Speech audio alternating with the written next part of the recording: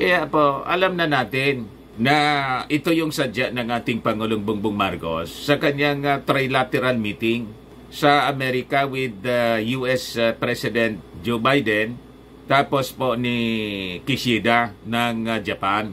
Pero ba kita niya, Mr. Maravillas, ganun yung statement ng DFA. Ayaan na lang natin.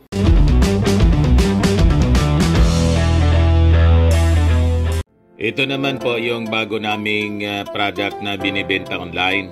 iGlow Serum, whitening po siya. Tingnan ninyo yung epekto sa aking anak na architect before and now. Yung mga inquiries po ninyo, dumiretso na lang kayo sa kanyang Facebook account, Riz Maravillas.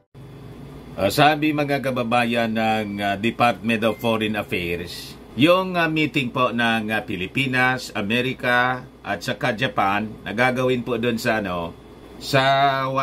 Washington DC sa April 11 po, is not directed to any country. So ito po yung balita ngayon sa Manila Times. Wala daw na tinutumbok na anumang bansa.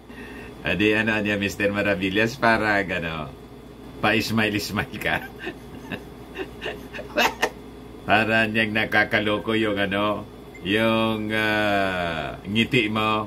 Kasi naman po, sa totoo lang, parang wala man maniwala na sa ganyang mga statement. Kasi po, alam naman natin kung bakit sunod-sunod yung mga meetings ng ating Pangulong Bongbong Marcos. Pero naintindihan natin kung bakit ganyan yung statement ng ating Department of Foreign Affairs para ma-counter yung pag-alboroto ng China. Anyway po, yung China, kahit anong paliwanag natin, ayaw man nilang maniwala. At malamang sa statement na to ng Department of Foreign Affairs, hindi man po yun maniniwala si Xi Jinping. Alam niya na lahat ng actions natin dito, with our engagement po sa Amerika, in other allied countries, lahat directed po sa kanila. Tama ba, mga kababayan? Nakabantay po lagi sa atin yung China. Masyado nang insecure. Ikaw niya talaga, Mr. Maravillas. Yan man po talaga ang totoo, na insecure. Kaya daldal ng daldal po yung kanilang foreign ministry, yung kanilang ambassador. Sige lang ang daldal. So ito po yung sabi ng Department of Foreign Affairs. Ito ang trilateral summit between the leaders of the Philippines, the United States, and Japan is primarily focused on economic cooperation and not directed at any country, sabi po ng Department of Foreign Affairs. Negosyo niya yung pag-usapan. Alam naman po ng China na cover lang. Pero yung ating Pangulong Bongbong Marcos, inadmit po, matapang ang ating Pangulong Bongbong. Kaya huwag kayong maniwala na weak leader yung ating Pangulong Bongbong Marcos. Siya po ang totoong strong leader. Junior siya manang-mana sa kanyang tatay. Strong man. Hindi lang matanggap po ng mga DDS at sa ni Mau Diggs kasi nalampasan yung kanyang mga ginawa. Di nga mga lahati po. Malayong malayo po si Mau Diggs. Galit na naman niyan yung mga DDS vlogger sa iyo, Mr. Maravillas. Yun man talaga po yung katotohanan. Ginagalang po yung ating Pangulong Bongbong Marcos ng mga leaders ng mundo. Di ba? Nag-stand out po siya. Nire-respeto. Hindi kayang imanipula po ng isang higanting bansa tulad ng China. Si Mau Diggs po minanipula. Nakipag-gentleman's agreement. Pero niya, Mr. Maravillas, nag-deny baga si... Ganon man yan ang ugali nila, mga kababayan. Sasabihin pagkatapos, afterward, sasabihin, wala man niya. Walang gentleman's agreement. Pero, kung talagang walang gentleman's agreement, na pinasok itong si Digong, bakit ganon? Ganon na lang mag-demand yung China. Kaya talagang kailangang humarap ni Mau Diggs, mga kababayan, sa investigasyon ng Senado na-file na po ni yung resolusyon kasi si Super Ate po, si Amy Marcos, hindi maasahan na as chairman ng Committee on Foreign Affairs, dapat sana siya yung nag-file ng resolusyon. Best friend po si Digong. Protector ni Digong, sinabi pang OA man niya. Yung mga reaction sa niya ninyo dyan sa West Philippine Sea, OA. Pero sabi ng ganyang kapatid, mga kababayan, ng ating Pangulong Bongbong Marcos, they cannot cover our eyes and pretend that nothing happened. Yan ang Pangulo po. Hindi yan ninyo pwede na takpan ang aming mga mata na parang ang gusto ninyong mangyari, wala lang kaming nakikita. Referring sa patuloy na pagsasamantala, pang-aabuso ng China dito sa West Philippine Sea.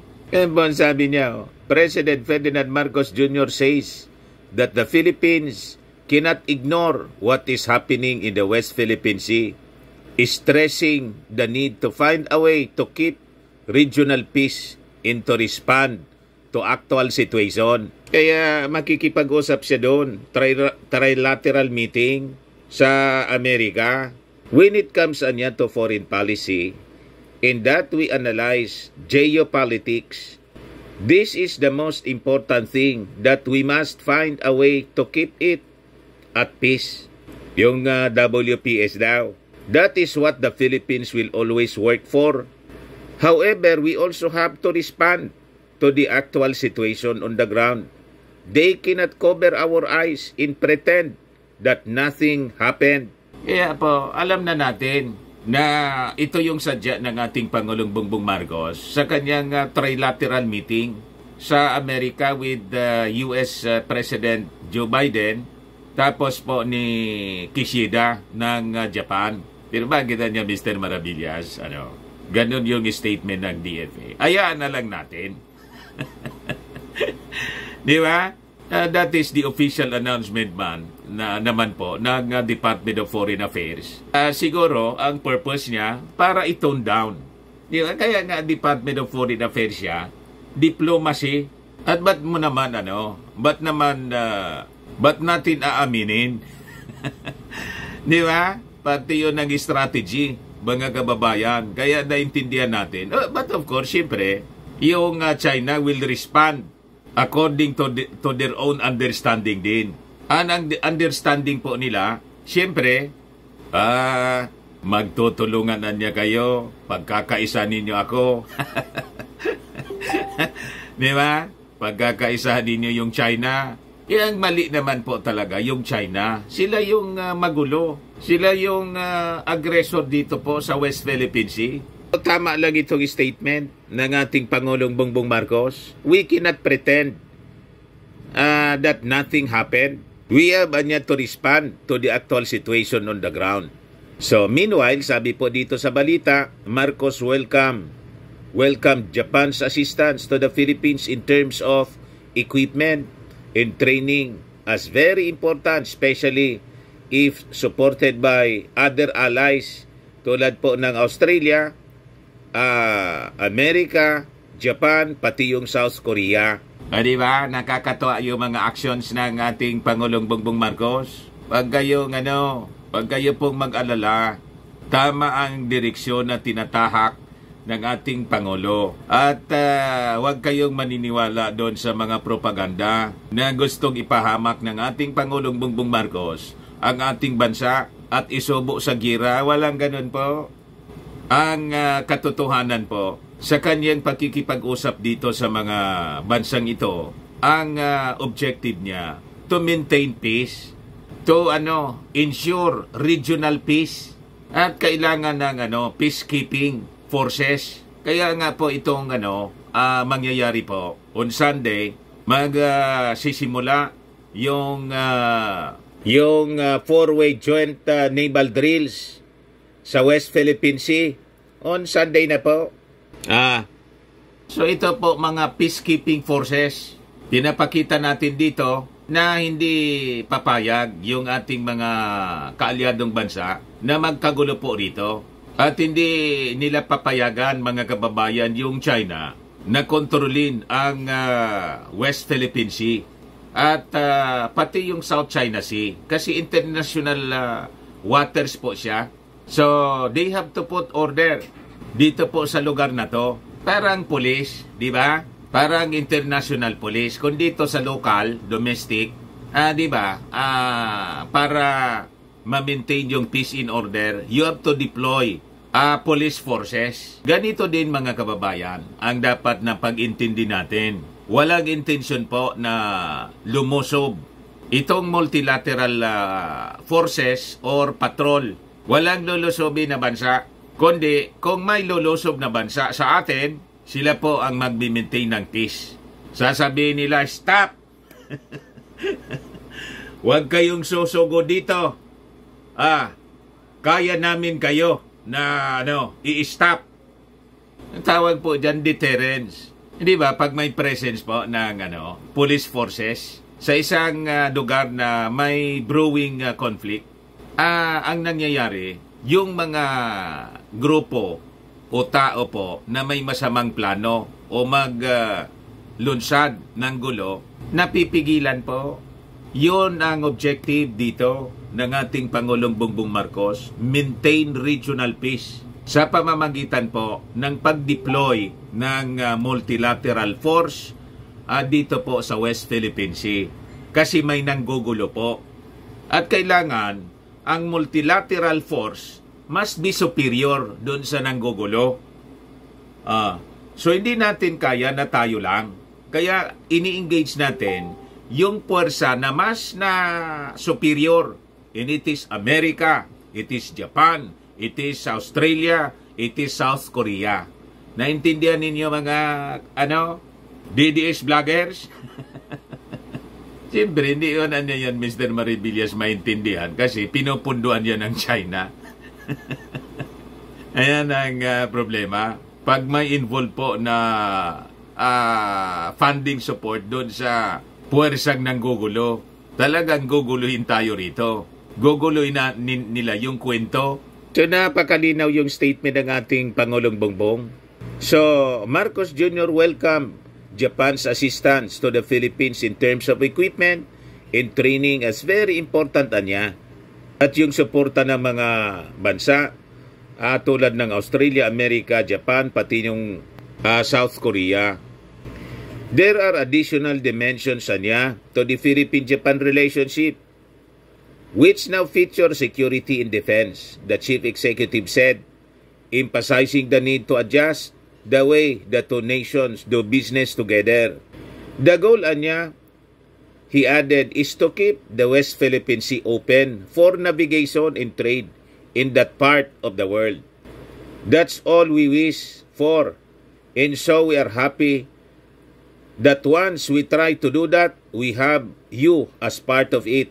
Sabi po ng ating Pangulong Bongbong Marcos sa kanyang pag-receive sa bagong ambassador ng Japan dito po sa Pilipinas. Pero siyempre hindi naalis po yung business. Tulad ng sinami ng DFA. PBBM to attend historical trilateral cooperation with US-Japan to deepen Philippine economic ties, adapt climate change mitigation program with the two countries. Kasi ang sinasabi ng mga propagandista po, kailangan natin yung China. Kasi sila yung pinakang malaking trading partner natin. Kung ang trading partner natin, ginagamit nila yung negosyo, yumaman sila, pero gusto nilang kontrolin po tayo rito, ay hindi magandang negosyo ang ganyan. That is monkey business. Diba? Nasabing pinakamalaking trading partner, pero may ulterior motive po sa atin. Huwag na lang po. So, ang strategy na ginagawa ng ating Pangulong Bongbong Marcos, disengage dito sa mga negosyante na may masamang intensyon sa atin. Di ba? So, punta tayo sa Japan, punta tayo sa South Korea, punta tayo sa Amerika to strengthen our economic ties and invite them. Kasi sila, itong mga bansang ito, walang intention po na agawin yung ating territory. Tama pa? at para hindi tayo maging dependent sa kanila dito sa mga negosyo ng China dito sa atin. Ganon pa, yung mga produkto naman nila dito po na sinusupply, mga substandard. Madaling masira yung mga made in China. Pero paggawa po ng Japan, quality po. South Korea, America, ay mga quality products. Kaya ganon yung ginawang strategy po ng China para sige lang natin ang bili. Madali masira eh. Pag tayo sige lang ang bili, ang mga disposable disposable products, sige ang gastos natin kasi tayo yung consumer, tayo yung binibintahan. Kita ninyo yung strategy nila. So naubos yung pera natin. sila yung supplier, sila yung tumutubo, sila yung yumayaman. Ang masama, pinapalakas nila yung kanilang military para tayo ay gipitin dito sa West Philippine Sea. Tama ba yon? Kaya suportahan po natin ang mga actions na ginagawa ng ating Pangulong Bongbong Marcos. And itong sinabi ng DFA, tama din po. Hindi man po siya talaga mali na negosyo yung sadya. Parte man talaga yung negosyo sa sadya ng ating Pangulong Bongbong Marcos sa pagbisita sa Amerika. So sabi rito, DFA Acting Deputy Undersecretary for Bilateral Relations and Association of Southeast Asian Nations Affairs, Hans Mohamed Sibiran, issued a statement ahead of President Marcos Jr.'s trip to Washington, D.C. on April 11 and 12 to meet U.S. President Joe Biden and Japanese Prime Minister Kishida Fumio. Ayan po yung press briefing po na ginawa ng Palasyo Malacanang. So, during a pre-departure briefing in Malacanang, Sibiran said the three leaders would tackle at next week's meeting the recent incidents in the West Philippine Sea, which escalated tensions between Manila and Beijing. We can expect an alignment of views among the three countries on the recent incidents in the West Philippine Sea, sabi po niya. Of course, we will continue to call for peace and stability and the recent incidents resolved in a peaceful and diplomatic manner. Huwag kayong maniniwala na naganda tayo sa pakikipagira po. Diplomacy po. Walang intention po ang ating Pangulong Bongbong Marcos na sumabak sa gira tulad ng pinapalagana po ng mga propagandista ng China dito sa ating bansa. Walang katotohanan po yan. Sino man ang gusto magkipagira? Pwede man na pag-usapan. Tama po? But we have our obligation to strengthen our defense. Obligasyon po yan ng isang Pangulo. Trabaho yan, mga kababayan, ng isang Pangulo. Hindi trabaho ng Pangulo na hudasin yung kanyang mga kababayan. Ipagkanulo at isuko sa foreign power ang ating bansa na ipinagtanggol, mga kababayan, ng ating mga noble heroes. Diba pa, masasayang lang yung mga sakripisyo ng ating mga bayani na nakamit natin yung kalayaan pagkatapos gawin lang tayong province ng China. Tapos marami yung mga sumusupport na mga hudas ng mga Pilipino. Pare-parehas ba kasi silang hudas? Yan man lang po, mga kababayan, yung ating mga updates ng balita. Ako po si Dante Maravillas. Bye-bye. God bless.